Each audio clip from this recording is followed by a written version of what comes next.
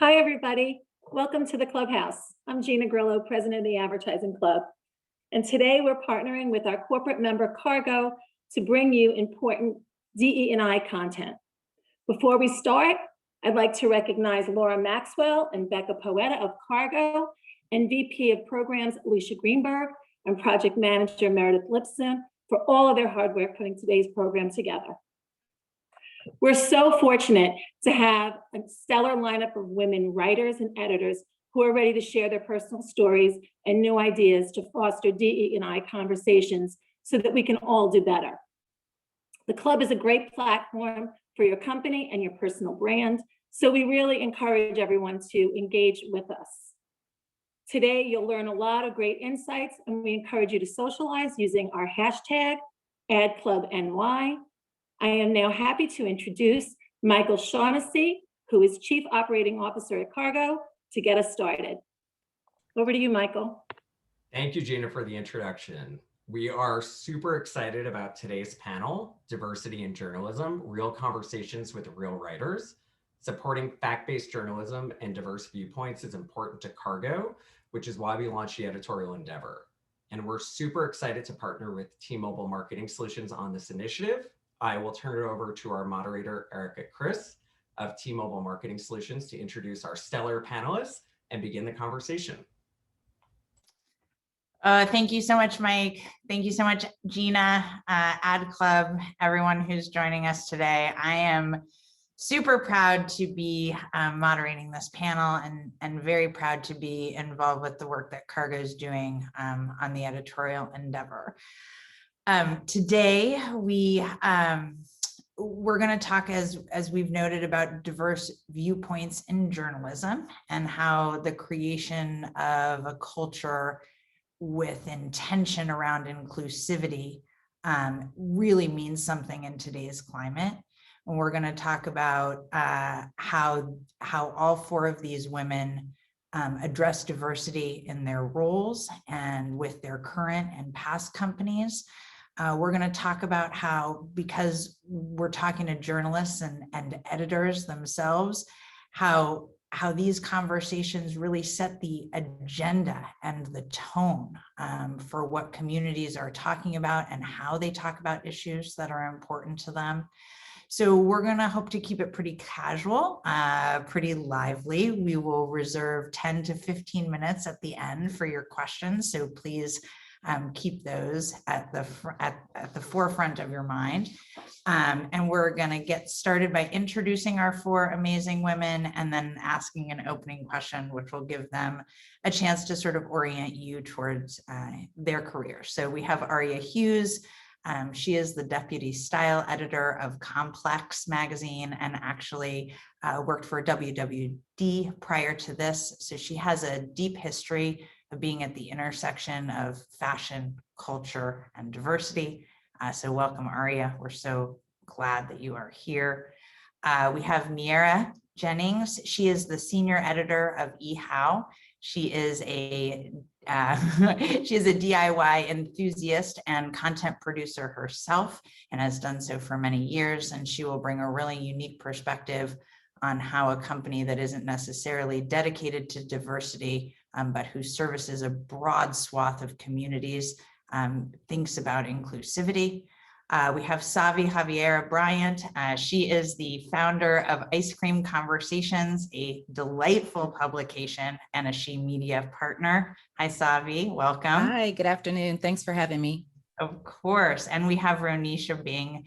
She is the founder of Her Agenda and a founder and organizer of blackownedmedia.org. And she will tell us more about both of her endeavors in the course of today's conversation. Thank you so much for being with us, Rhonesha.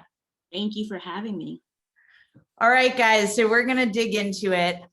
We're going to start with, just a light question that asks you to frame up your entire career and your perspective in 2 minutes-ish. I'm not going to keep close time. But we want to talk about, what do you feel really your role is in representing diversity in terms of the content you produce and your personal role inside of your company? I'm really particularly interested and I think probably the audiences as well, framing this in the context of the last 12 to 18 months, has your role and your commitment to diversity, the way you talk about it, the way you think about it, did that change in the political climate of the past 4 years? How did the emergence of the Black Lives Matter movement influence how you speak, when you speak? Has pandemic done anything to change the way you think about this and the context in which you think about this? So we're going to start with Savi, and I thought it would be really interesting to talk first about how, as the owner of your own business and an entrepreneur, you find a balance, particularly given that the focus of your content is entertainment. And then from there, I thought we would kick it over to you, Miara, and then maybe I'll do a little follow-up, and then we'll go to Aria, and then Rhonesha.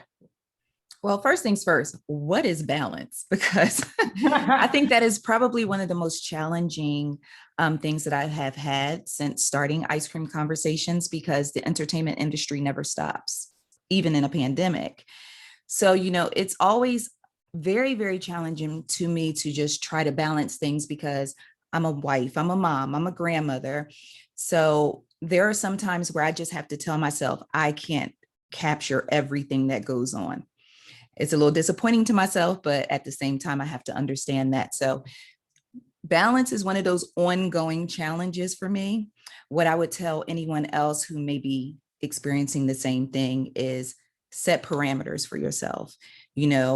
I typically wake up in the morning, get started, set me a lunch break, get back on dinner, and set me out my closing for the evening. If you want to do something that's noteworthy, do it before 9 p.m. So I go ahead and try to just set those parameters for me. But again, they're very flexible depending on if it's a heavy news day or a very slow news day. Awesome. And when something comes up that's a heavy news day, do you feel obligated to represent it? What if it is contrary to sort of the content and the tone of Ice Cream Conversations? My readers are such an awesome audience. There are times when I'll see a story and I'm like, nah. And I will start receiving DMs. I will start receiving emails. I will start receiving tweets, and they will literally pressure me in the sweetest way possible. Like, well, I don't believe this story. I'm just going to wait for Ice Cream Convos to confirm it. So now I'm sitting there like, oh, great. So now I have this pressure on me to go ahead and do it. But there are some things that I have a hard stop on it. And there are certain things that just will never appear on my website, depending on if it's the biggest thing on the planet. Mainly the last 4 years. I had a hard stop on Trump. I wasn't doing it. Okay. And so, I've received some pushback on that from my audience, but Ice Cream Convo serves delicious scoops of entertainment and celebrity news. And I wanted to create a space away from a lot of the things that were going on that were hurtful, stressful over the last 4 years. So I had to try to set that guideline for people to have somewhere to go to just get away from all of that. Absolutely. And actually, I realized that I was so eager just to jump into the heart of the conversation. This is really the heart of the conversation. I meant to actually set up with a quick 2 minutes introduction to your journey, how you got there. I really appreciated that answer. If it's okay with everyone, let's give you those couple of minutes to set the tone and the stage, and then we're going to turn it over to each of the women in turn to give a little bit of an intro of themselves and their journey. And then we'll come back to this super important sort of meat of the conversation about representing diversity and what the limits are. I apologize, but give us your story. How did you get to Ice Cream Conversations? Well, I started on MySpace. Shout out to Tom. Wherever you may be in your white t-shirt. Oh my God, me too. Learning HTML and figuring out how to customize your page, and then blogging on the page and getting followers from that. Girl, tell your story. Okay. So I started out on MySpace, and I would tell stories about my children. I have a 29-year-old and a 27-year-old. So back then they were younger and they were doing some of the strangest things on the planet, making me question my own DNA. And so I started, using that area and just blogging about the different antics and things that I would go through as a mom. And one of my coworkers, I was actually working in accounting at the time, and she said, you should really start like a blog. And I was like, well, what is that? And she showed me a few examples of a blog. So then I actually started my own blog. And not to go too deep into it, but I had dreams of being a recording artist. And so when I let those dreams go, I still had a love, like a natural love for pop culture, entertainment. And I said, you know what, if I can't be the star, I can write about the other stars who are out here entertaining and just sharing their talents and gifts with the world. And that's how my space evolved into an entertainment and media outlet. So I began that in about 2010. And I think about 3 to 4 years later, I left my full-time job in accounting and my husband was under a lot of duress, but I left there and I've been a full-time entrepreneur ever since. And I just celebrated the 10th anniversary of Ice Cream Combos on October 8th, 2020. So here I am. Congratulations on your 10-year anniversary. Thank you. Thank you. I have a tremendous amount of respect for all entrepreneurs, particularly ones that stick with it over a long duration of time. 10 years means you have been able to adapt and keep things relevant and timely as you go. Aria, let's move over to you and have you tell us how you ended up at the intersection of fashion and culture and trends, and how you come to be at Complex. Yes, so I studied journalism at the University of Maryland at College Park. And shortly after I graduated, I moved to New York. And I took a post-grad internship at Nylon. And then I got a job that wasn't in journalism because I had to pay the bills. It was in marketing. And I mean, my little anecdote is that I was fired from my first 2 editorial jobs, like basically a year exactly, one after the other.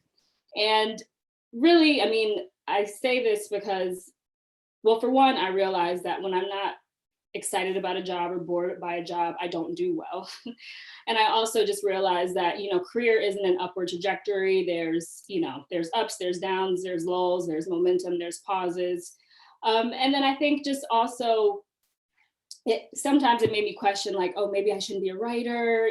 This isn't for me. But yeah, I try not to internalize mistakes and failures and know that like what's for me is for me. And yeah, that led me to working at WGSN, which was a trend forecasting service. And then I landed at WWD where I covered men's and all types of things. And that was a really great segue into Complex where I cover style and, its intersection with culture. So yeah. Yeah, you can't let the failures define you. Right. And I think it's interesting. People don't talk a lot about the times that they were fired from roles, let go from roles, or their roles didn't work out. But in a lot of ways, those become pivotal, life-defining moments.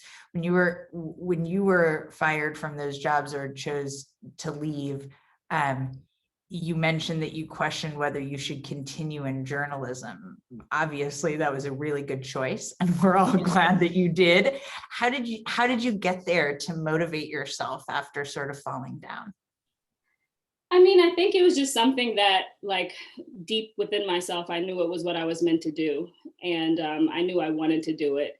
So I tried other things. I remember once I worked for a personal shopping firm, but I was just always drawn to writing and reporting. So it was really just kind of like this deep knowing and intuition that, journalism is for you, regardless of the past couple of years and how that hasn't worked out. And it's just a matter of finding the right fit. I think that's super important advice for everyone. And I'd like to pick up those themes around your voice and sort of this deep intuition that you needed to share your voice and your thoughts around these intersections as we dive deeper into the content of the conversation. Rhonesha is another amazing woman and entrepreneur. You want to give us a little bit of your history, Rhonesha, and how you came to founding both Her Agenda and blackownedmedia.org, an organization that I found out about thanks to you and have become now a big fan of and intend to support long beyond this call. Awesome. Happy to be here and loved hearing how everyone got into this thing. I really think journalism is a calling. because you definitely don't get into it for the money. So my story centers on a motto that I created at the age of 16. It is an acronym from my name. It stands for, my nickname is Nisha, and the acronym is No One Ever Slows Her Agenda. And I created this motto when I discovered that my purpose was journalism. And I'm born and raised in New York. I'm from Brooklyn. And luckily, that's the media capital of the world. So when I had my aha moment that journalism is my purpose, I hit the ground running. I was blogging on MySpace. I started my own blog on Blogger. I also joined like an online teen newspaper. And I was just telling stories on every platform I could find. And I was actually telling stories to me from an underrepresented perspective, because I was a teen in New York City. And to me, I felt like all the teen content were written by adults. So I was interviewing celebrities and telling their stories through our lens. I was going to press conferences and political events, interviewing politicians, all those things. Went to college, studied communications, went on to work for AOL, NBC, and the Huffington Post. So since then, obviously, with journalism as my foundation, I evolved into an entrepreneur. And that motto that I created, which was sort of like a personal mantra, a way for people to remember me, because I printed out business cards as a kid. I had no company that I worked for. So it's like, what are you putting on your card? So I put this phrase on there, and that actually helped me to sort of brand myself before branding was even a thing. And it caught on so much that when it came time for me to start the company, Her Agenda, I started in college. And someone said, why don't you just call it Her Agenda, based off of that phrase? So now that phrase evolved into the mantra of my media company, which is Her Agenda, which is a digital media platform bridging the gap between ambition and achievement for millennial women. And I started it at 19 because it was like a slap in the face when I sat in a women's studies class and learned about the fact that women don't actually run the world, and that the patriarchy is still a thing, and there's still a wage gap. All of this information that in my bubble of growing up in New York City and being around such diverse and powerful women, specifically like producers, editors, publicists, all were women, I was shocked. And I knew that media, like you said earlier, Erica, has the power to set the tone and set the agenda. So I wanted to create a platform that centered the stories of powerful women. And today, Her Agenda provides community and content, giving millennial women access to the information and inspiration that they need to either get started or get to the next level in their life and career. And just over the past year, I co-founded a nonprofit called, it's actually a long name to it, we call it BOMISI, but it's actually Black-Owned Media Equity and Sustainability Institute. And I'll get more into it later in our conversation. Sorry, I had muted, so there was no interference. Yeah, wow, impressive career, impressive acronym.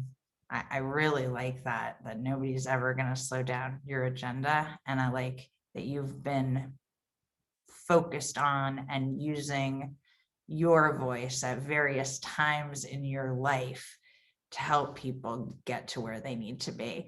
I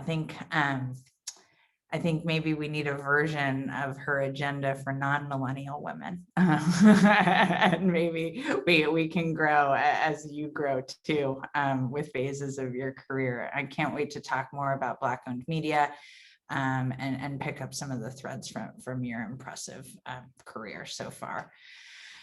Miaira, last but certainly not least, we would love to hear about your history in journalism, how you found your voice, and how you got to eHow, where your love of DIY came into your life. I too love DIY, and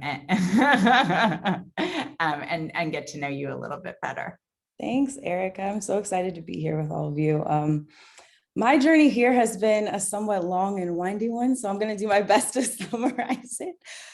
So I've pretty much always been really, really passionate about video production and content creation, literally since I was a kid.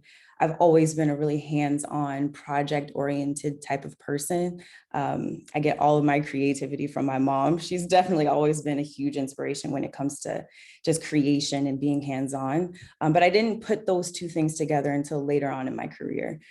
So I initially started out pursuing a career in entertainment news and celebrity journalism. And when I was in college at Tulane, I interned at all of the major networks and TV stations. I did an on-campus news show. And then when I graduated, I worked my way up from the mailroom at a big agency out here in LA, which is kind of what I was told to do, which I thought was the only way to succeed in that space. But I quickly realized that that world just wasn't for me. I wasn't really passionate about that space. And so once I realized that, I kind of floated around in the entertainment / marketing world, trying to find some direction. And I ended up at a entertainment marketing red carpet event company, which was fine. I was there for a bit. I got a promotion and I felt okay in that place, but I just knew deep down that I was settling and I wasn't passionate about it.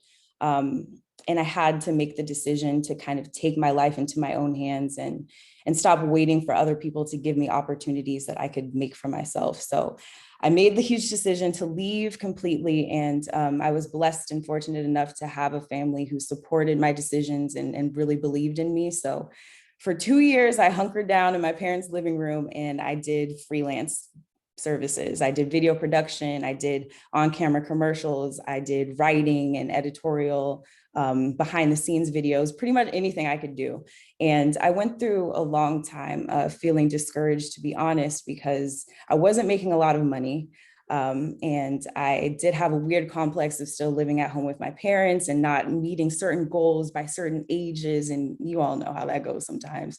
So I really, really struggled at times, and I had to remind myself, girl, you're doing this for a reason. You know your purpose is bigger than this. You don't want to settle, so just get through it. And I did. And even though I wasn't making a lot of money and it did seem like a long time was passing, I was able to really hone my craft, and I got invaluable experience and I improved my skills across the board, and I made amazing connections, and it was so worth it. And during that time, I was also able to launch my DIY YouTube channel, despite the fears that I had that nobody would want to watch my videos, or that there were too many people doing it, or that the market was overly saturated, which is kind of like a phrase that was prevalent back then and still seems to be, which is totally false because there's room on the internet for everybody. But to my surprise, I grew so quickly. And I was so inspired every day to get messages from people saying that my content was inspiring to them, and seeing my audience grow so fast, and then being able to monetize through my YouTube channel and to start a blog and to have various streams of income was just reassurance that I had made the right decision in betting on myself and taking matters into my own hands.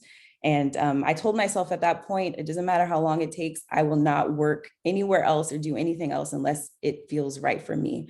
And so I did that for 2 years. I hunkered down and I kept working at it, and I was dedicated. I built my audience. I kept making connections and working. And that was in 2015. And then later on in 2017, I randomly came across the job posting for the editor position at eHow.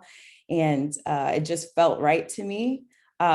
So long story short, I applied, I interviewed, I got the position, and being at Leaf Group and eHow really has turned out to be an environment where I can thrive and work in a space that I'm passionate about and still be able to grow on as a content creator myself. And so it really was the perfect situation. And I can't even put into words how grateful I am to be in this position now, after all of the doubt that I had to push through and whatnot, because to be able to now be a positive representation and an inspiration for anyone who may resonate with my journey, but especially for young Black girls with a bigger dream who just know that their purpose is bigger than what they may be settling for right now, just means the world to me. So I'm so grateful to be part of conversations like this. And we are so grateful to have you.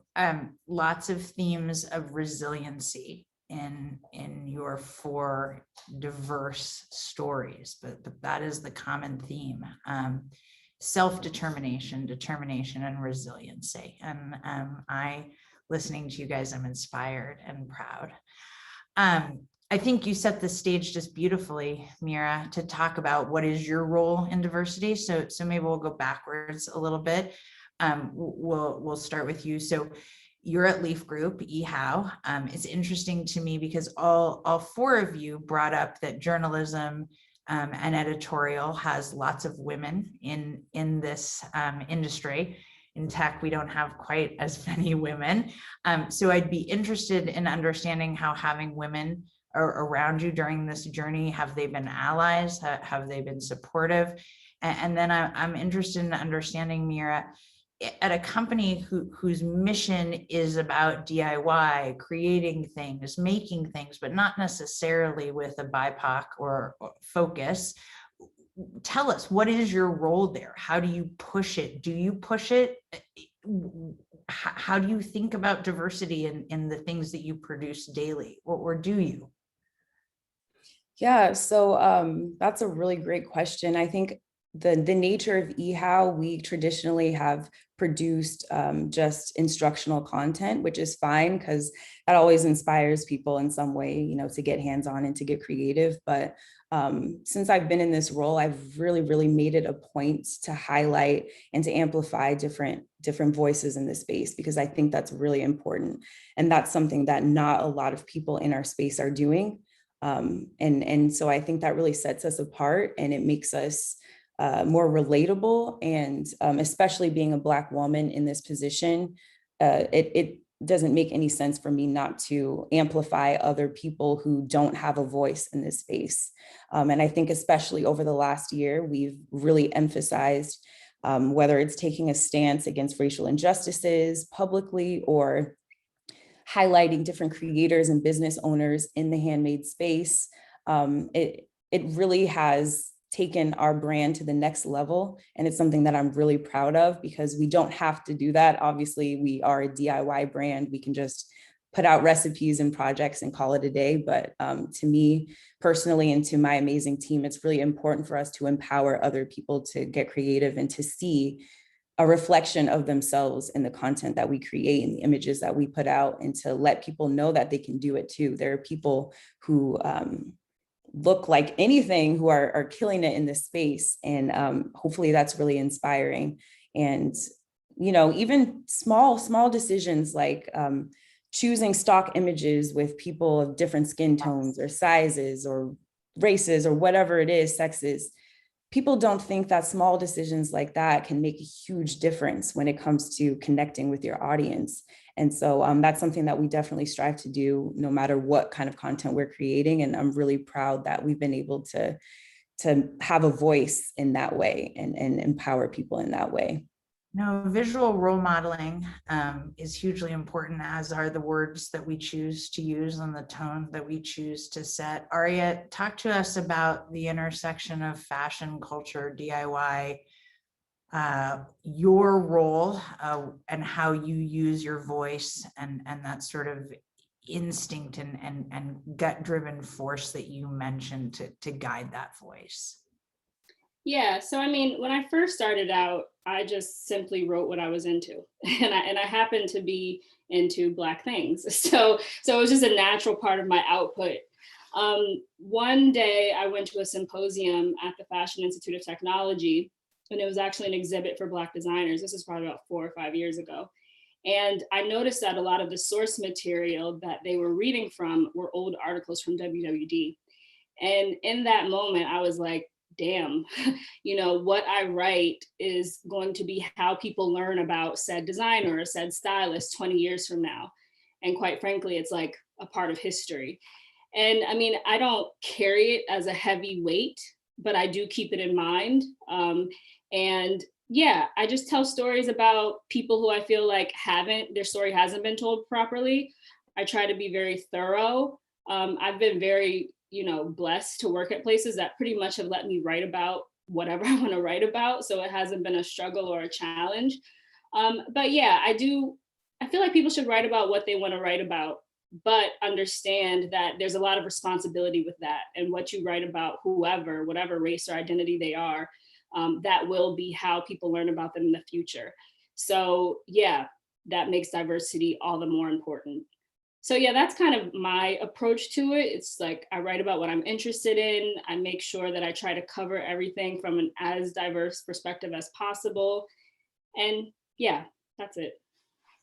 No, I think that's really wonderful. And I think it's interesting that you mentioned that you've been encouraged to share your unique perspective. I'm really grateful to hear that, and really I have been impressed by certain facets of the fashion community over the last 12 to 18 months and how they've taken on some of the really harder issues in our American society today, including appropriation and attribution, as you mentioned.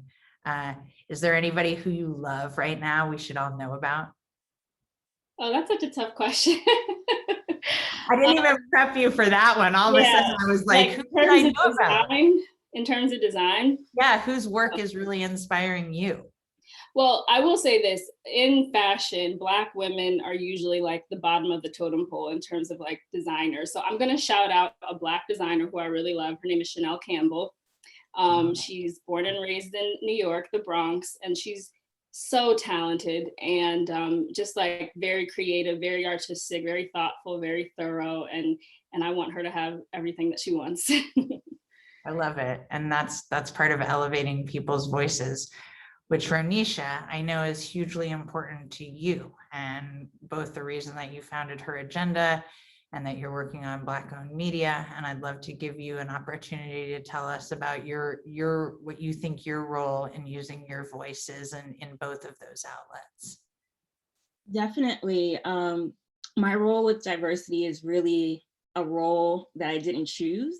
Like, I can't take my skin color off. I can't take my gender off. But similar to something that Aria said, what was interesting to me is I was always personally aware that I was representative of my gender and my race whenever I entered a room. But I sort of had to grow into getting comfortable using my voice on a bigger stage to speak for my community. And by that, I mean, I got into journalism very young, and I was an editor at the Huffington Post, and I was an editor for a section called Black Voices. And when I was hired, I was hesitant because I felt like it was such a big responsibility, and I didn't feel like I was a race expert. And so I was like, what gives me the authority to be an editor for the Black Voices section when I don't have a background in this? This is not my expertise. But I had to grow and learn that my experience is my expertise, and it's not about, you know, centering myself. It's about amplifying the stories that are not told, which, like you said, is at the core of my DNA.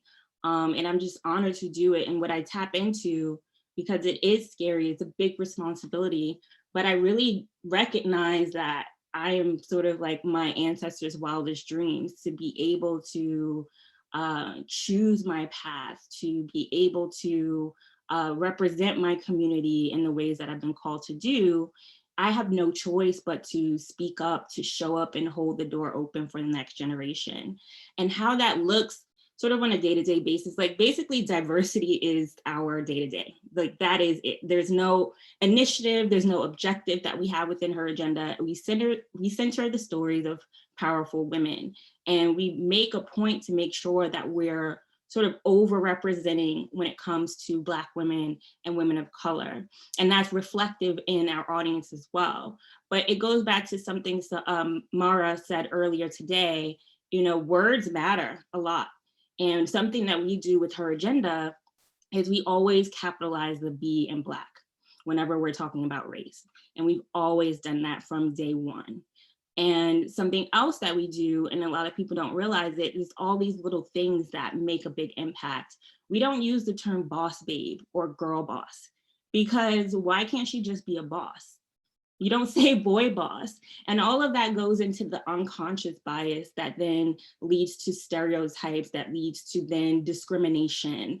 And so we're just very conscious and aware of making sure the language that we use is shaping the picture that we want in the world. And then going to Black-owned media, I launched that because I thought it was just me as a Black media founder that, you know, maybe I wasn't big enough, I wasn't good enough for the big advertising deals. until I started having conversations with other Black media founders that they were having the same issues, having to jump through the same hoops as well. And I realized, oh, wait, it's not just me. This is a whole system that is built to keep us out. It was supposed to be this way, and we need to change it. And so the first thing that we did, we actually created a database to showcase all of the Black-owned media companies that exist today, because sometimes you know a handful, sometimes you might not know any, but it's important to know who's in charge of the platform that you're reading, that you're taking in that information from. And it's important to empower those platforms. And as an audience member, you can empower those platforms by reading them, subscribing to them, clicking and liking their content engagement, because we're judged on our reach and our engagement. And so if you're a reader or someone who is not in the advertising industry, that's how you can support Black-owned media. And the other part of it is education. You know, all of these companies started to put out statements that they stand with Black lives, that they want to change.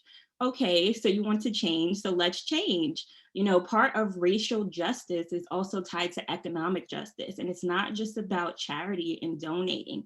You also need to give Black-owned media a chance, because the Black dollar is so valuable.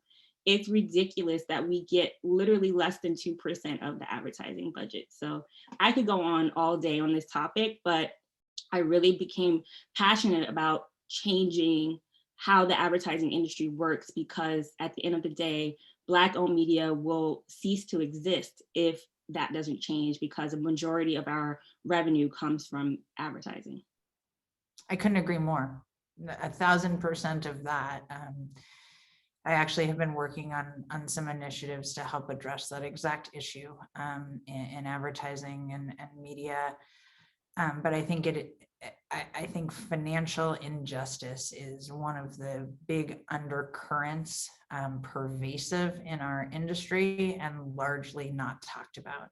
And it stretches beyond not wanting to associate with certain unknown brands or certain audiences or certain styles of semantic or vernacular, right? And all the way down into the tech tools that we use to create safety and other catchwords in our industry. And we can, maybe you just gave us too good a segue to ignore there, Rhonesha. I think we can just jump around a little bit, since I accidentally did it from the beginning, and talk to all have a deeper conversation about tactics and ideas where we can actually help push our industry forward. Savi, I know you mentioned that first off, I hope Ice Cream Conversations is part of the list. And if not, you two need to connect and make sure Ice Cream Conversations gets on the list. I know you said that you drew some boundaries in terms of the political tenor and tone of the conversation that you were willing to have. But I also know from reading the site and listening to your podcast that you do engage with your very specific audience. Talk to us about how you engage with that audience and what your thoughts are on how ad tech and media in general can help support you and your company. Well, thank you for listening to the podcast. Now I'm sitting here like, oh my God, which episode did she listen to? Podcast gets a little wild sometimes, but you know, I feel like I have a very special relationship with my audience. You know, when I started Ice Cream Convos 10 years ago, my goal was, and I always thought this, you know, when you launch a business, if you can get, I guess, especially an online business, because it's almost, you can't virtually touch people, right? But I always felt like if people connect with you, then they will just, it's almost like organic. They will organically connect to your business. So that was one of the things that I always try to do with my audience. I take time to go into the comments and I see what they're talking about and I respond to the comments. Probably slows down my productivity, but in the end, it connects, because now they're like, oh, she actually responds. She cares about what I think, and they hang around, they stay, and they continue to read. Much like Aria, I write about what connects to me and what resonates with me. There have been times where I was like, you know, I really want to expand the reach of my audience, and I tried writing about things that didn't necessarily connect to me. And when you read it, you knew that. So it's very important to me to use my authentic voice. So I need to write about things that are relevant to me or that I can understand, relate, and translate to someone else, because I feel a responsibility with Ice Cream Conversations. Yes, it's celebrity news and entertainment, but then there are those times where I have to write about a teenage Black girl being shot by a police officer. There are times when I have to write about a Black man who was executed, and 4 years later, they finally decided to run a DNA test and it was someone else's DNA on the murder weapon. So there are times when I have to kind of dive into those stories, and I try to be so careful to not create, I guess over the last 4 years, race relations have been very, very stressed. Yes. No So doubt. I feel a responsibility to share stories that are often pushed to the bottom, or stories that aren't amplified. I feel that responsibility, but at the same time, yes, you've drawn some lines, but you have to cross them sometimes. What can I do. art do to better support you? Any ideas? Any kind of solutions? That's just such a huge question, because it's just so much that can be done, to support us. And I guess going back to what Rhonesha said, as a media person, I talk to other people in media, the ones who are willing to be open and share their experiences. And even in a space, especially when I'm talking to people who are not Black women who have media outlets, and they're telling me that they're receiving certain RPMs and CPMs versus what I'm receiving in RPMs and CPMs. And then it's like, oh, really? Or, you get an opportunity for sponsorship, and these are just, numbers I'm throwing out. I'll get offered $5, she gets offered $10. So, there are things like that, that is very eyebrow raising. That is really transparency in pricing and payments could be something we could all work on. I'm gonna let Rhonesha end this one. So I want to give Miara an opportunity, and then Aria an opportunity. Anything you have top of mind where you think the rest of the industry could be doing more, or something tactical that folks can do to help move forward? Yeah, I also want to set the stage a bit. So, I talked earlier about the media industry is supported by primarily advertising, but yes, we are working on diversifying our business models, but still the bulk of it comes from that advertising stream.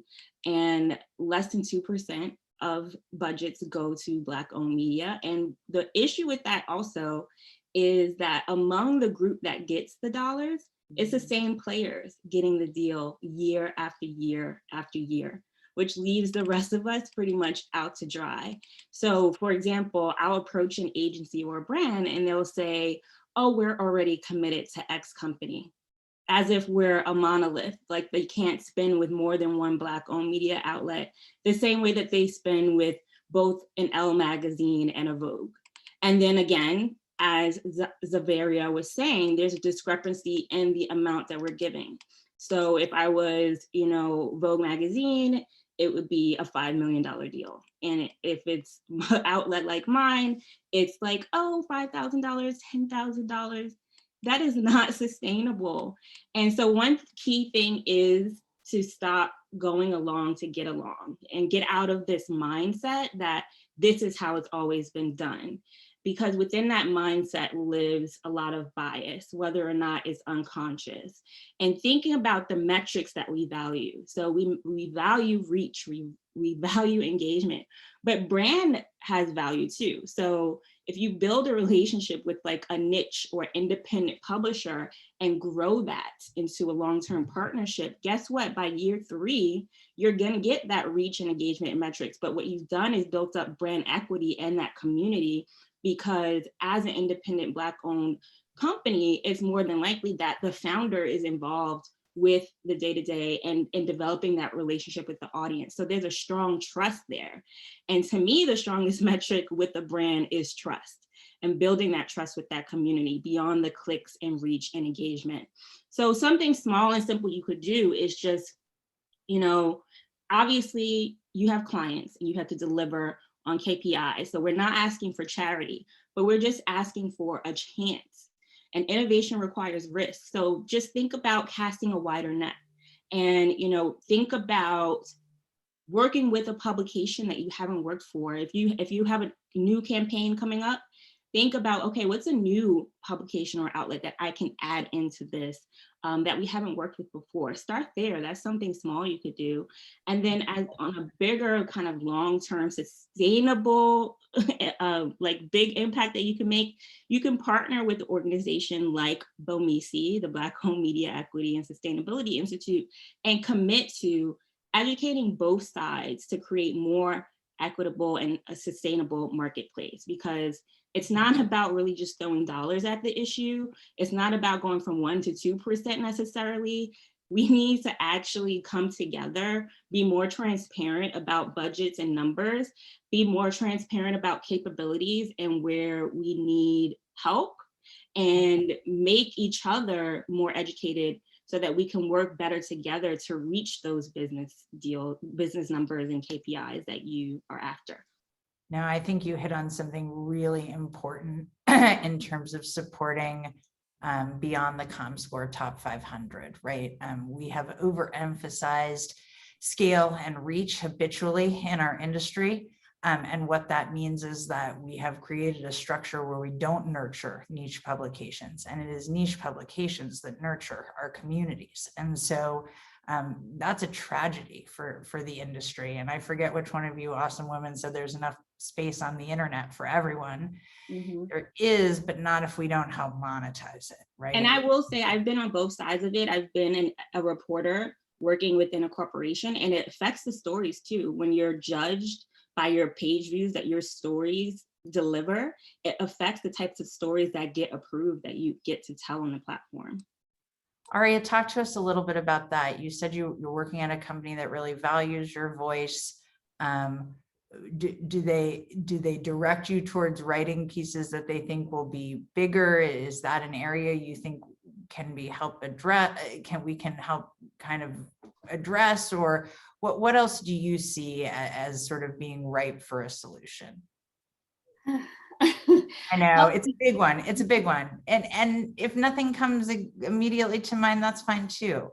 Well, I mean, I'll just say, you know, once again, and I'm not just saying this because I'm currently employed and I don't, but yeah, I have been able to write about what I want to write about, but that doesn't come with, you know, I have to be balanced, you know, not everything that I'm writing or editing is something that I want to write or edit.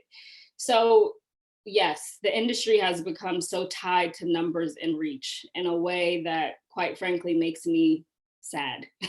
And yeah, and this can go down a whole rabbit hole that has nothing to do with identity, but I know something that has even come up on, you know, social is just like journalists having burnout and just not being able to sustain, you know, the type of output or traffic that's needed. I'm very lucky. I don't have a quota that I have to meet necessarily. I don't feel like I come in every day and I'm looking at who's number one on the leaderboard. And I know that that's the case at a lot of, you know, publications. I mean, I know that we're speaking to advertisers, but I always think like the central thing is hire people of color, hire Black people. I feel like that's the number one solution. And from there, there's a trickle down effect.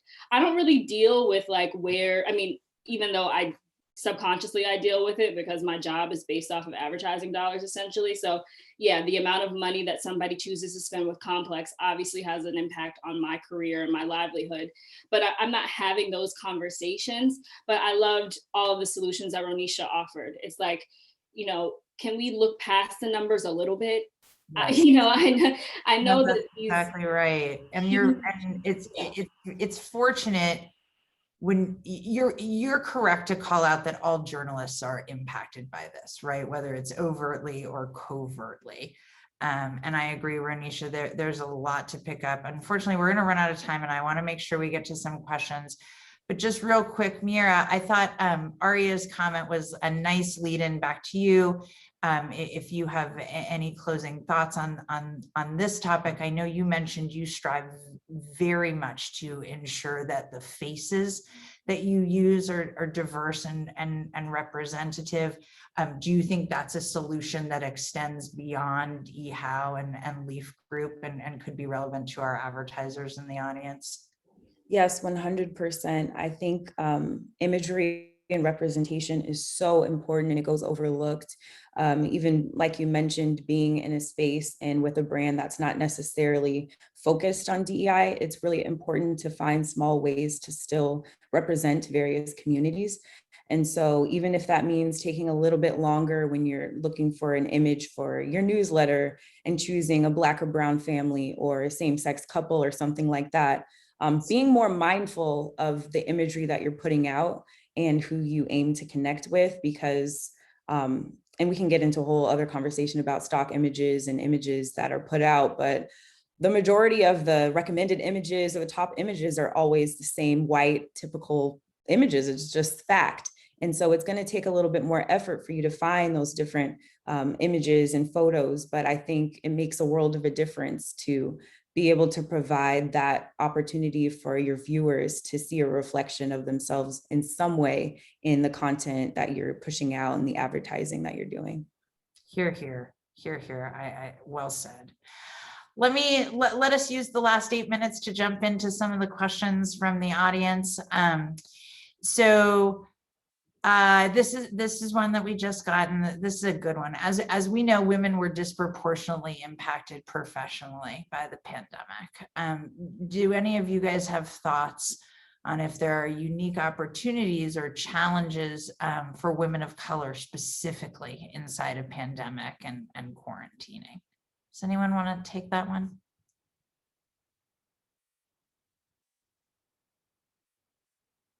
Right on. Oh, unmute yourself, Savi. Boy, that mute button. I know. You know, what I've been doing throughout the pandemic, mainly the last 18 months or however many months it was, as someone who just got over COVID not too that long ago, as the young kids say, it hits different. But what I've been doing throughout the course of the pandemic and the height of the pandemic is just encouraging entrepreneurship.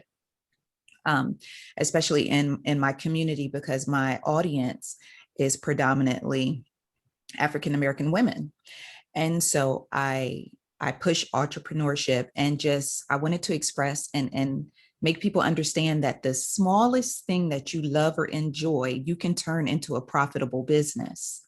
And by doing that, so many people, have reached out to me and said that I've encouraged them to start their own crochet business, or I've encouraged them to start their own t-shirt business, or some people have actually started a blog and I've helped, people start a blog. I've taken on a few mentees who I actually allowed to write on the site so that they can, kind of build up their own, name to go out and write for other people.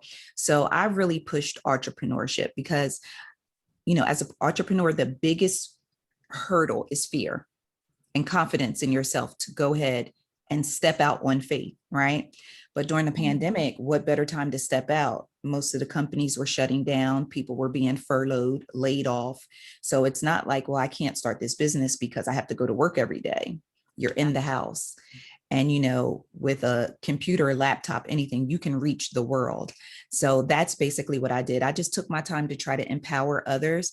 Like while we're all sitting quiet in the house, trying to avoid, everything that was all the craziness outside, lean into starting your own business and take something that you love and take something that you're passionate about and turn it into a profit. So that's what I did. I love that. Make lemonade, right? And use the time as an opportunity to start something new. Really embrace the challenge around that. Let's see here. We have a bunch of other questions. I think this is a good one that everyone can take a round robin in and close us out of this really wonderful conversation. Let me start with you, Aria. What are you looking forward to writing about and you think you can have an impact around in your platform over the next 6 months? Yeah, I mean, I don't think my mission has changed post Black Lives Matter. I mean, I've always been writing about things that I feel are important. Yeah, I just want to write about interesting things. Like it's really simple for me or whatever. And I guess one thing I will say is that when I do write about certain things, like for instance, I wrote a really big story about Black ownership in streetwear. And I try to, when I do write about certain topics, is to make sure I cover it from all around. So make sure that I'm speaking to women. I mean, streetwear is male dominated, so make sure that I'm including women's voices, you know, make sure that I'm including people who've been in the business for a while, people who haven't been in the business for a while, just bringing, you know, which is really like a tenet of journalism, but just bringing all perspectives in, and continuing to do that, and also like tell bigger stories with imagery. I love what Miara has said about stock images, and thankfully at Complex, we're in a position to also create like original imagery. So it's always important that I have people photographed and, you know, and original portraits, and telling stories through imagery is something that I've been much more interested in, yeah, in terms of like my job and career. So that's kind of what's on my mind. Awesome. Do I have to give up my sweatpants every day, or they're going to be my new appropriate office attire forever after? I say wear what you want. You too, women. I really do too. Miara, any trends in DIY you're looking forward to highlighting in the next 6 months? Anything you're really looking forward to producing? I think we're just really excited right now to continue to highlight different creators in the space. Like I said, I know when I was young, I would have loved to see other Black women like Martha Stewart and people like that on TV and in magazines. And now we get a lot more of that, which is amazing. But I'm excited to be in a position where I can contribute to that and to help amplify it. So just keeping on that path and working with amazing people and business owners and empowering people to get hands-on and to get creative and to know that they can do it too. Right on. Rhonesha, what's on your agenda? I'm actually interested in making space to write more, period. You know, as a journalist first, but also a founder, when I started the platform in 2008, 13 years ago now, it's crazy. I was doing everything. I was writing the stories, editing the stories, publishing it, amplifying on social, everything. And then I went into a phase where I actually had a team and I started to delegate, and everything was delegated out, and I was more so shaping the direction and suggesting sources. And for a long time, I've been in that mode where I've been sort of more executive function versus editorial. And I realize now over the past few months, especially with the work I've been doing behind the scenes with this Black-owned media initiative, that I need to get my voice back out there in the forefront again. And so I'm excited to be able to make space to write more about how advertising impacts who gets to tell stories, and also things like ambition and what that means for Black women specifically. Like, it's not just about having an idea and going for it, like all the things that go along with that ambition in order to actualize it, I think needs to be talked about more. A lot of people praise, you know, Black women as being the fastest growing group of entrepreneurs and, you know, getting all these degrees. And we have that on one side, but then on the other side, especially with the pandemic, there is a real concern around the amount of Black women that are being left out of the workforce. So beyond who dropped out, it's about breaking in. And a majority of those who are not able to break in right now are Black women, specifically between the ages of 22 and 24. And those are issues that I've become like aware of. It kind of keeps me up at night. And I want to use my superpower of writing and shining a light on those issues in a way that, you know, is very unique to my perspective. I love it. I love it. So some key takeaways for everyone. If you have a budget, try and spend it beyond the top 500. If you're not spending in mobile, by the way, Black and brown people disproportionately use the mobile device as their primary computing device. So you need to be including a mobile mix. You need to be thinking about fairly and transparently paying your partners in a way that encourages growth for niche publications.